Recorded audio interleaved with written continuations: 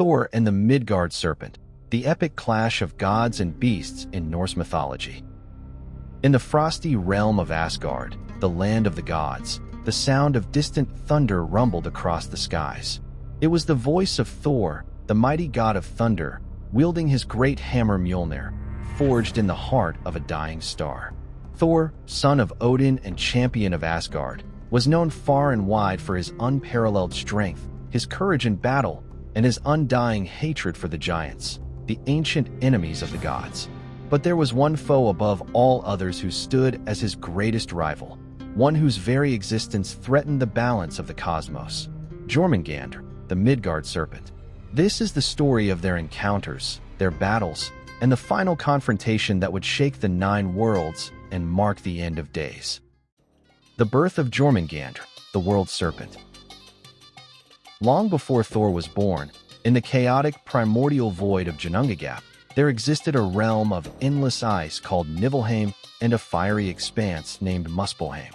From the mingling of ice and fire emerged Ymir, the first giant, and from his sweat and body were born many other giants, beings of immense strength and fury.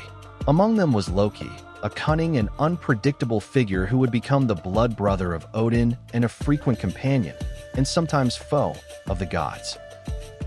Loki was not just a trickster, but also a father to many monstrous children. With the giantess Angrboda, he sired 3 terrible offspring: Fenrir, the great wolf; Hel, the goddess of the underworld; and Jormungandr, the Midgard Serpent, a creature so vast that it was destined to encircle Midgard, the world of men, and bite its own tail.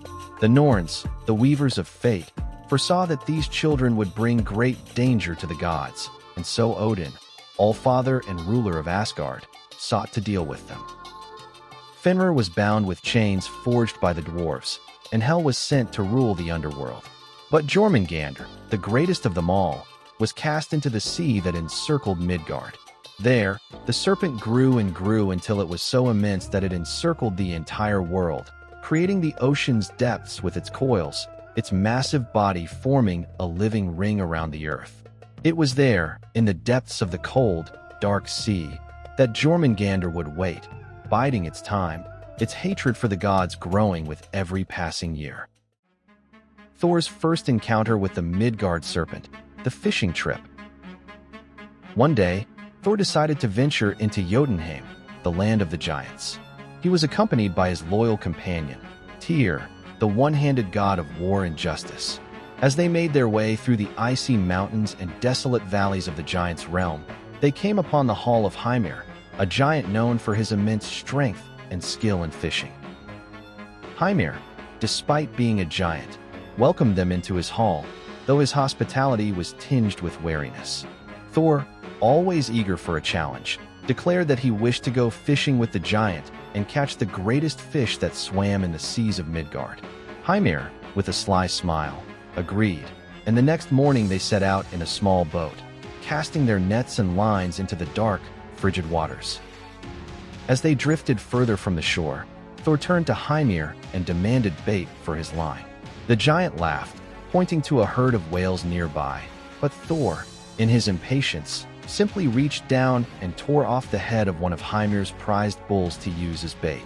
Hymir watched in stunned silence as Thor cast his line deep into the sea, the bull's head sinking into the depths like a stone. For a moment, there was nothing but the lapping of waves against the boat and the howling of the cold wind.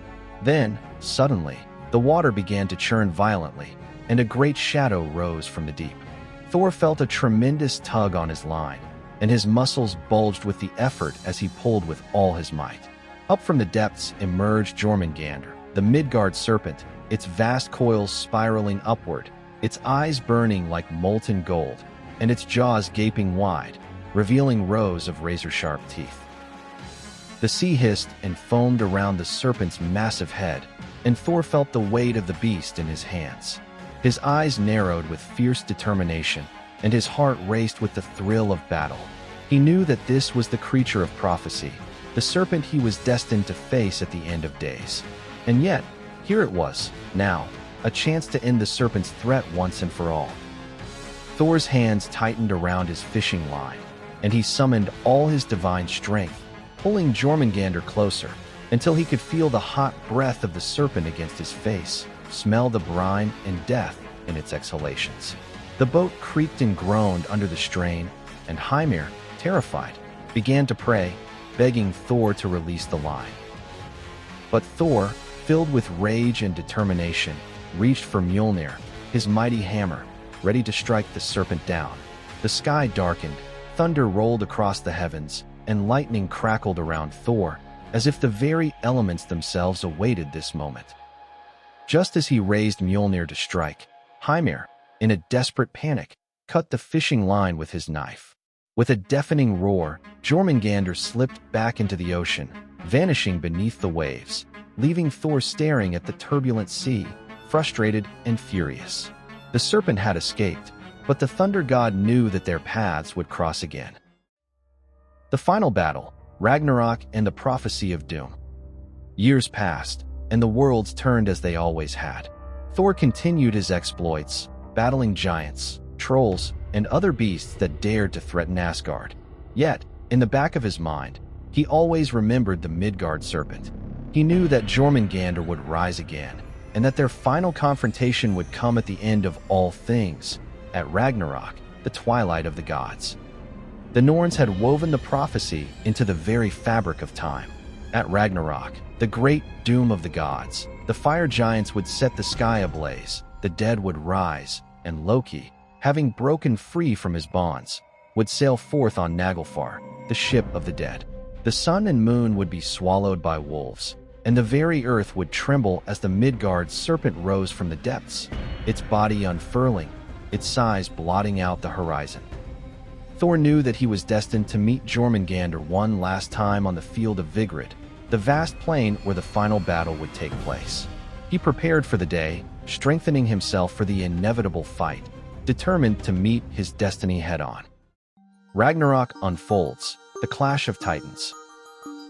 The day of Ragnarok arrived, and the earth shuddered in fear. The great horn of Heimdall, the watchman of the gods, sounded across the 9 realms, calling all to arms. The gods of Asgard donned their armor and gathered their weapons. Odin, the All-Father, rode forth on his 8-legged horse Sleipnir, leading the charge, knowing that he would face Fenrir, the great wolf. Beside him rode Thor, his red beard blazing like fire, Mjolnir in hand, his eyes fixed on the horizon where the sea boiled and the Midgard Serpent began to emerge. Jormungandr rose from the depths, its coils unfurling, its scales glittering with the cold light of the dying sun.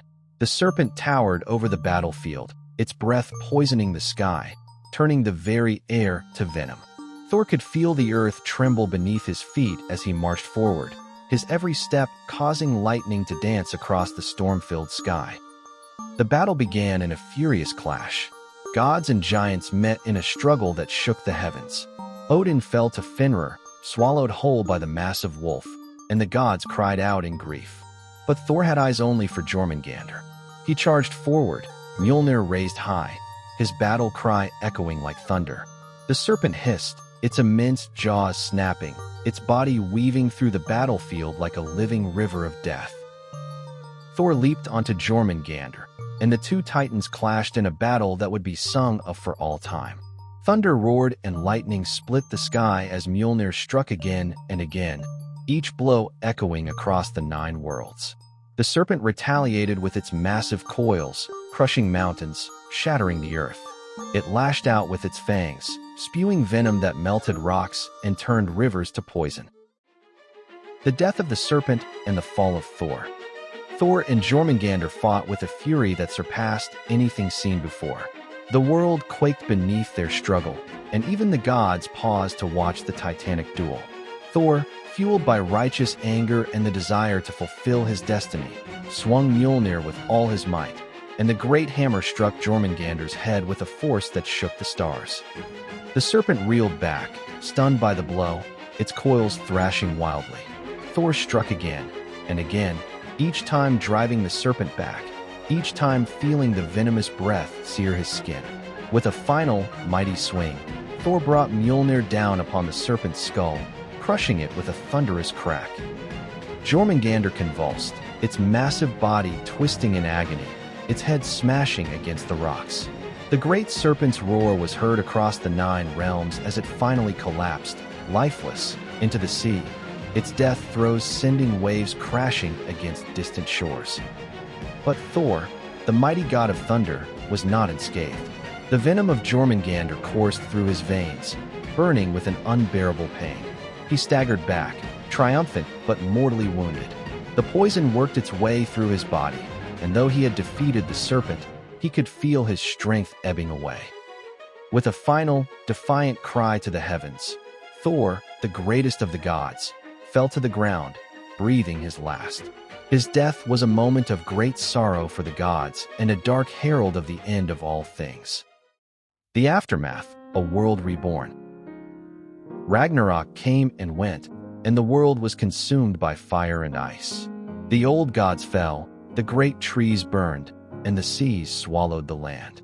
But as the flames died down and the ice melted, a new world began to emerge from the ashes. The cycle of death and rebirth continued, as it always had, and as it always would. Thor's sons, Magni and Modi, survived the great cataclysm, and they took up their father's hammer, Mjolnir, pledging to protect the new world that would rise from the ruins of the old. A new sun dawned, brighter and purer, and the remaining gods and humans rebuilt the world, carrying forward the lessons of the past, the memory of their fallen kin, and the promise of a new beginning. But even in this new world, the memory of Thor and his battle with Jormungandr lived on, a tale of courage, strength, and the inevitability of fate. It was a story told by the fireside in the long, dark nights, a reminder that even in the face of certain doom, there is glory in the struggle, and that even the greatest foes can be defeated by the strength of will and the courage of heart. And so, the tale of Thor and the Midgard Serpent endures, a testament to the eternal battle between light and darkness, and the unyielding spirit of those who dare to face their destiny, no matter how grim. For as long as there are those who remember, Thor will stand tall, Mjolnir in hand, forever a symbol of strength, bravery, and the thunder that still echoes across the realms. Thank you for watching. See you next time with a new story.